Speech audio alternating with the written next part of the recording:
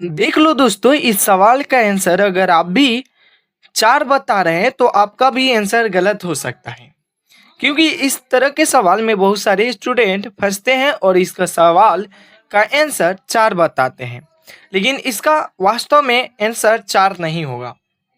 ठीक है, देखिए बहुत सारे स्टूडेंट किस तरह से सॉल्व करते हैं कि उनका आंसर 4 आता है।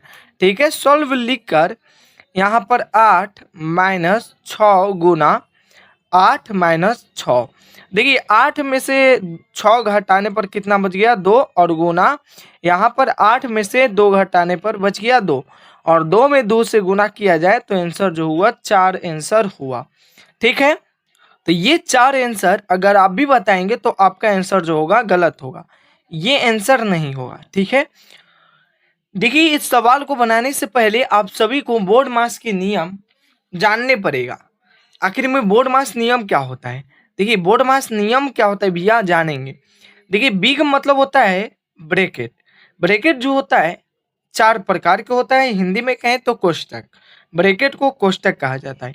एक रेखा कोष्टक होता है, एक छोटका कोष्टक, एक मांझिल और एक बड़का कोष्टक होता है। ठीक है, और यहाँ पर देखा जाए तो ओ के मतलब ऑफ, हिंदी में कहें तो का, और डी मतलब डिवीजन, हिंदी में कहें तो भाग। ठीक है, और ए मतलब मल्टीप्लिकेशन और हिंदी में कहें तो गुना, और ए के मतलब एडिशन, हिंदी में कहें तो भैया जोड़, और एस मतलब सब्ट्रैक्शन यानी घटाव। तो चलिए इसको हम इस साइड में करते हैं और इस सवाल को आसानी से सॉल्व करते हैं। तो सबसे पहले लिखेंगे सॉल्व। ठीक है, सॉल्व या आप हल भी लिख सकते हैं। सबसे पहले सवाल को उतारते हैं, तो सवाल में है 8 माइनस 6 गुना 6 माइनस ये 8 माइनस 6। ठीक है, तो ये सवाल है। तो देखिए सबसे पहले बोर्ड मास के नियम कहता है कि सबसे पहले हम लोग ब्रैकेट को हल करते हैं। तो इस सवाल में ब्रैकेट नहीं है, कहीं पर भी आपको दिखाई नहीं दे रहा होगा कि कहाँ पर ब्रैकेट है, कहीं पर भी नहीं है, तो छोड़ देंगे। अब देखिए का भी नहीं है इस सवाल में, का जो का है ऑफ है, नहीं दिखाई दे रहा होगा। डिवीजन भी नहीं है, सीधे मल्टीप्लीकेशन यानी गुना है। तो देखिए सबसे पहले हम लोग गुना को हल करेंगे, इसको हल करेंगे। ठीक है,